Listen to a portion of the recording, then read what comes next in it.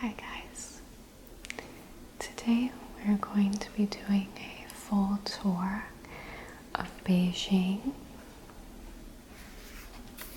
just using these maps here so you can get a sense of how the city is laid out and what we'd realistically do if we were going to be visiting on vacation there.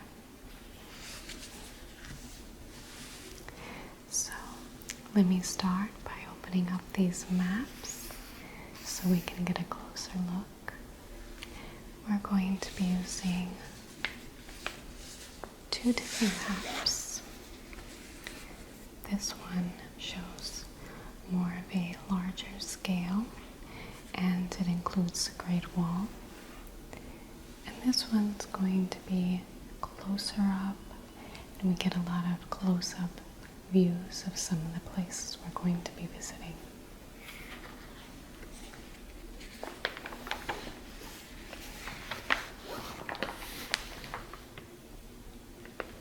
So, looking at first overview of the region, we see Beijing right here, and it is the capital of China. And it's also one of the most historically dense cities in the world. There's ancient imperial history, government being the capital. There's dense urban areas. And then outside of the city, there's mountains and the Great Wall. So, what I'm going to do today is walk us through the main areas and landmarks in the city, kind of how we'd experience them through a trip or a vacation together.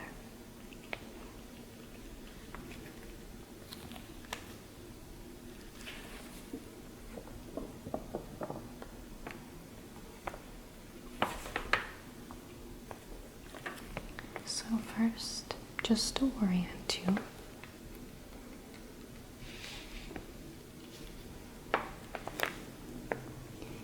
this central area here is the historic core of Beijing.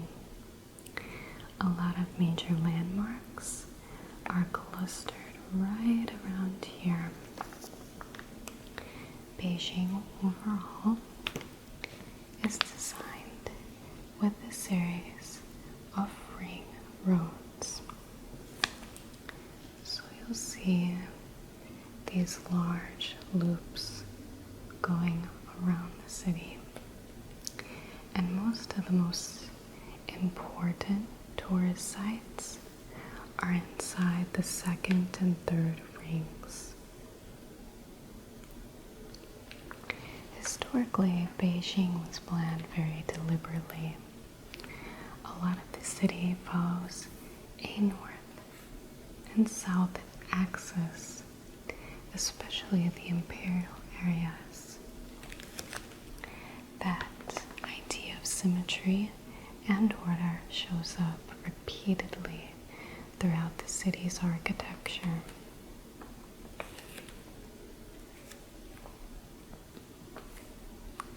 The city also changes a lot from district to district. Some areas feel extremely modern with big glass modern skyscrapers and shopping malls. But then, just a few streets away, you'll suddenly find old courtyards with narrow alleyways and small local food shops. So let's start right in here. I'll get a bigger view so we can see closer.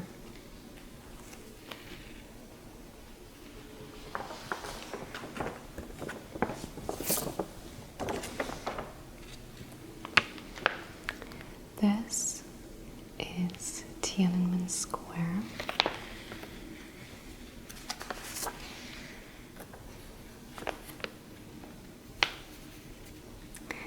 This is one of the largest public squares in the world, and it's historically and politically very significant. You'll see a lot of government buildings around it, and it's often where major national Chinese events take place, such as military parades, flag-raising ceremonies, and a very important celebration called the National Day of the People's Republic of China, which takes place on October 1st. Nearby is the mausoleum of Mao Zedong, right here. This is where Mao Zedong's body lies, and visitors still line up daily to enter the mausoleum. And directly north of the square is Forbidden City. This was the Imperial Palace for about 500 years during the Ming and Qing dynasties. It's absolutely huge. You can easily spend half a day here.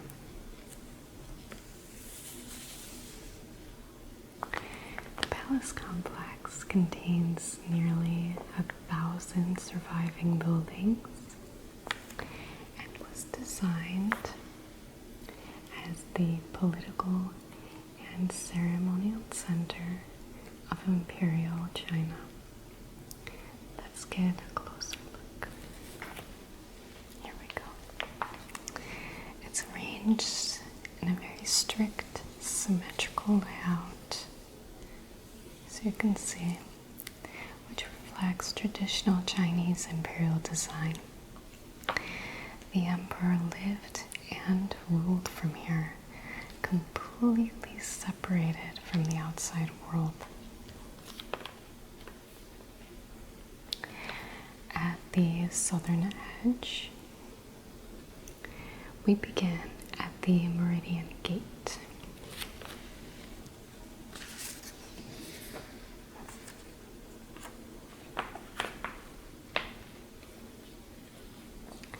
This is the main entrance to the palace complex, and it's also the largest gate in the entire Forbidden City. Important imperial announcements were made from here, and in certain dynasties, officials would gather in the outer courtyard beyond for major announcements as well.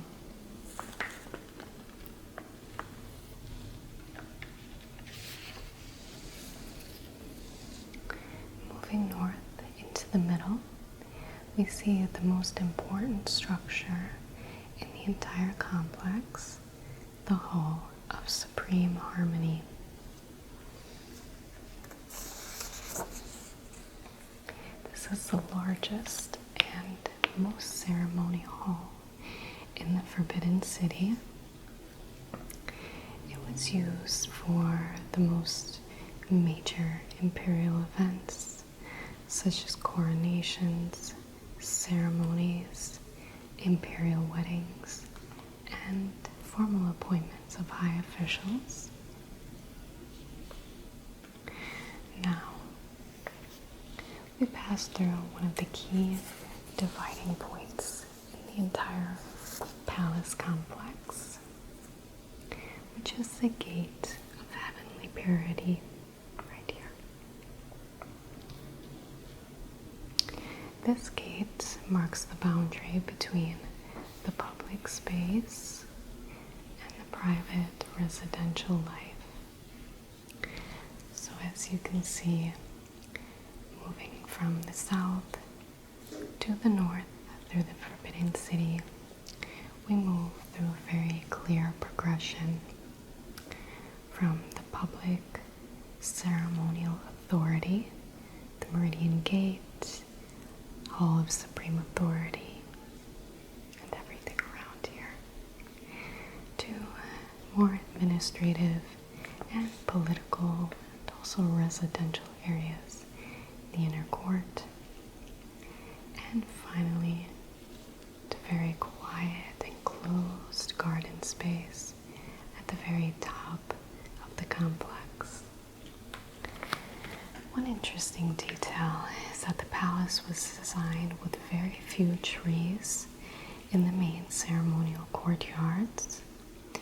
This reduced hiding places for thieves and also protected the wooden structures from risk of fire.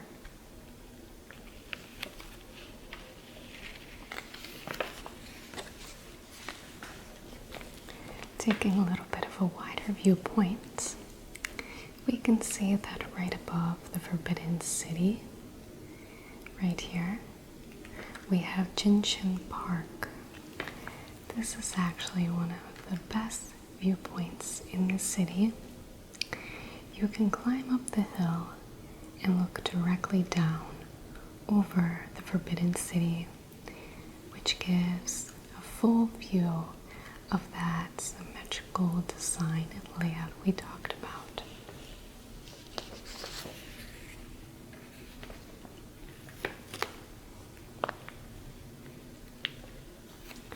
The hill itself is artificial.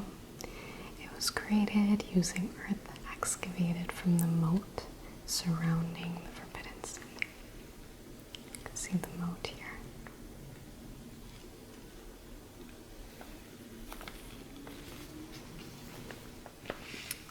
Now, if we go a bit south from Tiananmen Square, the Forbidden City,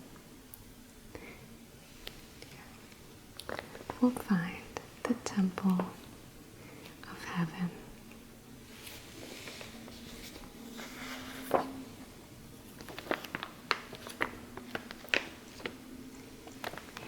This wasn't a temple in the usual sense.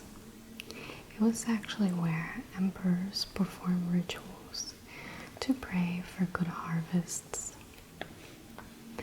The architecture here is very distinct. Circular structures here, especially the Hall of Prayer for Good Harvests. It's one of the most recognizable buildings in Beijing.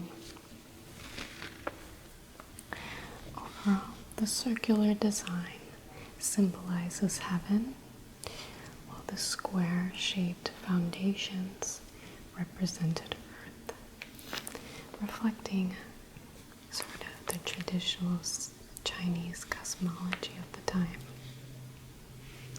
Today, the surrounding park is also used heavily by local residents in the mornings.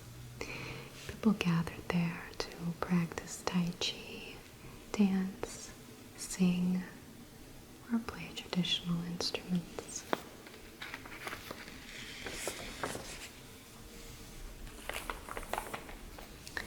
Now, going up a little bit farther north, passing the Forbidden City, we have what are called hutongs. You can see hutong. And what these are narrow alleyways with traditional courtyard houses. A lot of them, thankfully, have been preserved, especially around areas like Nanluguxiang, right here.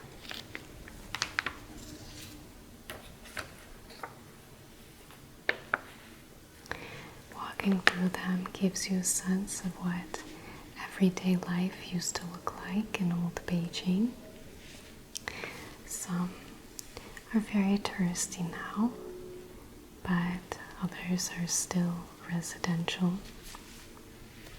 And what you find here is a lot of traditional courtyard houses, which were designed around a central open courtyard with multiple generations of family living together. Some hutongs now contain cafes, tea shops, bookstores, and small boutiques. One interesting attraction nearby to visit is the Confucius Temple, which is one of the largest Confucian temples in China.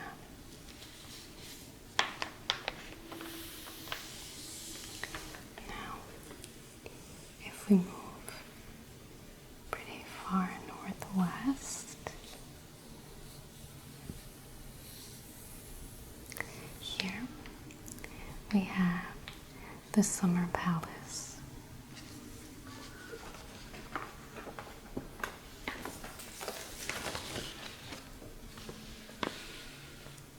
This is a massive imperial garden complex centered around a large lake.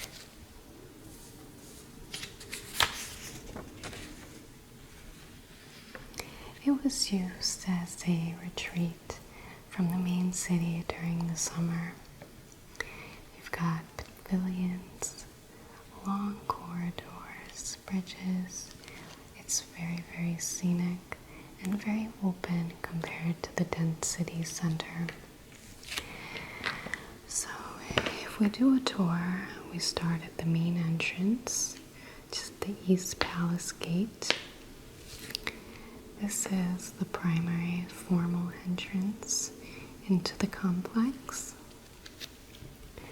And moving inward, we reach the Hall of Benevolence and Longevity, or Happiness and Longevity, right here. This hall was used by the Emperor for handling daily state affairs while staying at the Summer Palace. And at the heart of the Summer Palace is Kunming Lake, right here. This was a large man-made lake which was expanded and redesigned during the Qing dynasty. It was used for boating and recreational activities, especially during these summer months when the court relocated here.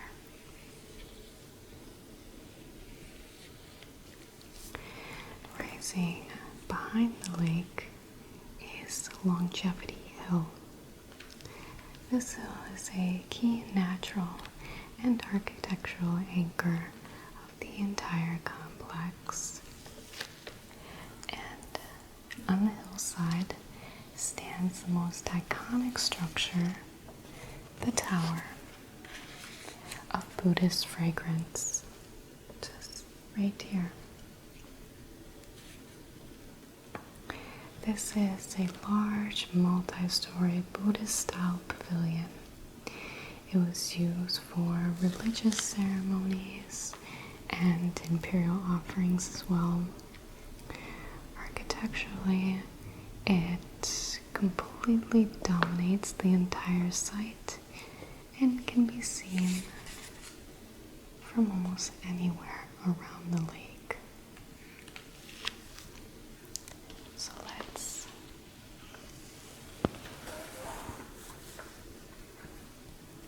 move back into the city.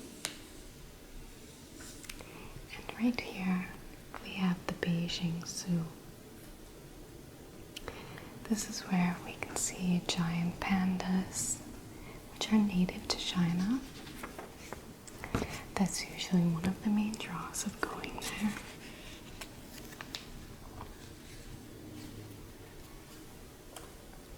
The zoo originally began as an imperial era garden before later becoming a public zoological park.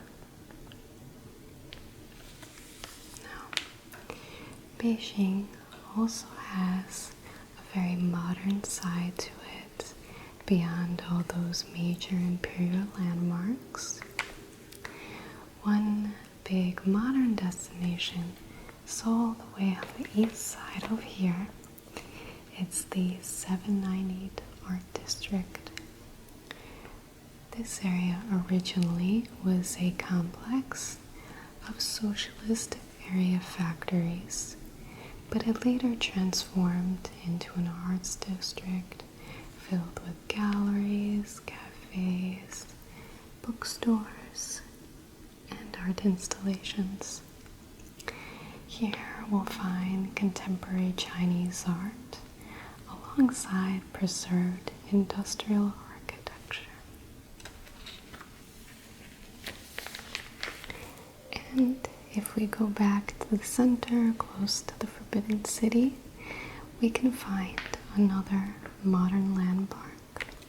It's the National Center for Performing Arts, sometimes nicknamed the Boiled Egg because of its dome-like shape. It hosts opera, concerts, ballet, and other theatrical performances. So let's switch maps, flip this over for something special. So we're going to go on a big day trip outside of the city to probably the most famous attraction nearby, which is the Great Wall of China. The wall itself stretches across northern China, but there are several sections we can visit from Beijing. The most popular sections are Batali and Mutianyu. On the map here it's translated differently. Batali is the most developed and easiest to access, but also the most crowded. Mutianyu is a bit quieter and still well preserved.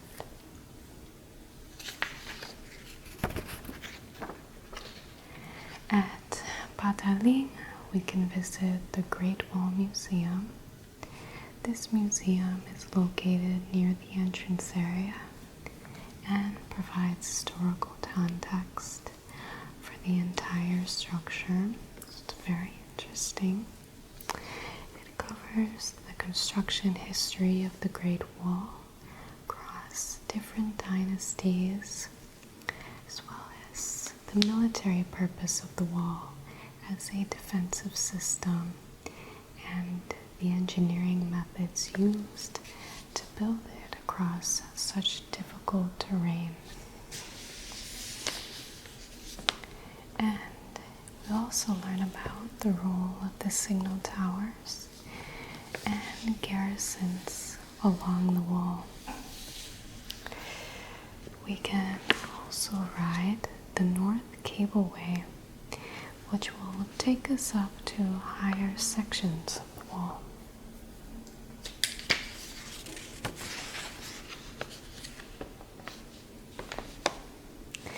The wall at Badaling follows steep mountain ridges, and some sections have very sharp inclines that can be very physically demanding.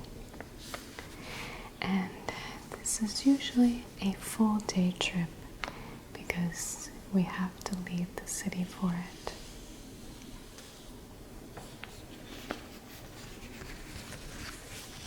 Now, if we'd return back to the city and back up north, we find the Olympic area. See, 2008 Olympic Summer Games. This is where the games were held.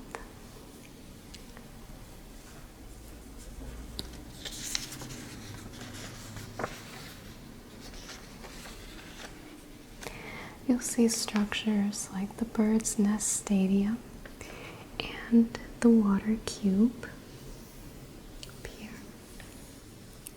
These are more modern landmarks compared to all the historical sites we've been visiting thus far, and many of them are still in use for concerts, sports training, and other international sporting events. The Water Cube was later adapted for winter sports and became part of the 2022 Winter Olympics as well, effectively turning into the ice cube. Nearby also is Beijing Olympic Park, which is a large public green space used for walking and local recreation.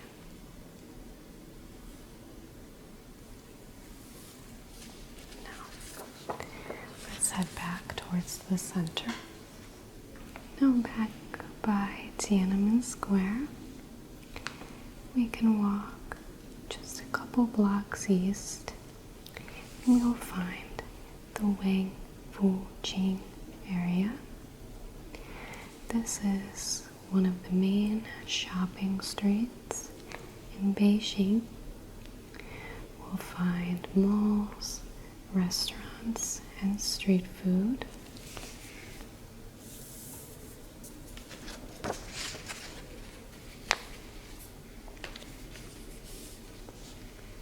Historically, there were night markets here where you could try things like skewers and local snacks, though it's much more regulated now than it used to be. And now it's also more common to find high-end shopping rather than an authentic experience. That's why we visited the hutongs right up here. However,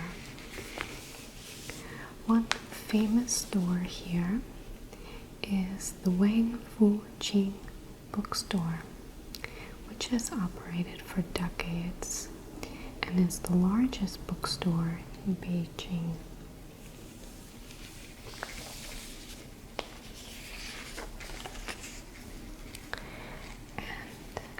While we're in Beijing, food is a big part of the experience. The most famous dish is Peking duck. It's known for its crispy skin, and it's usually served with thin pancakes, scallions, and sauce. Here it is. We'll also find a mix of traditional northern Chinese cuisine and modern restaurants, of course, throughout the city. We can also try jjiangmian, which is fried sauce noodles topped with pork, and also hot pot style lamb, and lu ju hua xiao, which is street food pork soup. This is the hot pot lamb, and this is the street food soup. It's boiled mutton. Tea culture is also important here. Traditional tea houses still exist throughout the city, especially in the older districts.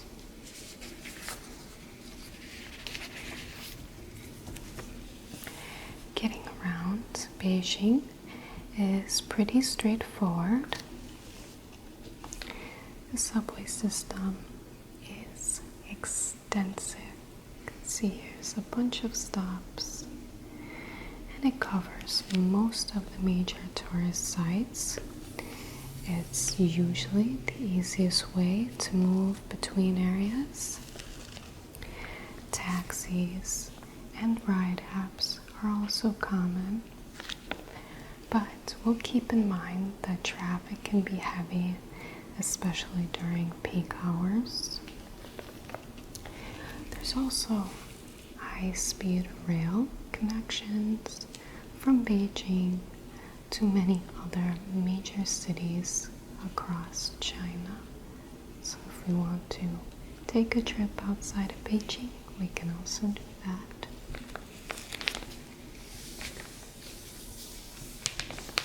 Overall, Beijing is a city where we got to see a lot of variety from ancient Chinese history, imperial history, and also tons of modern improvements and modern sites.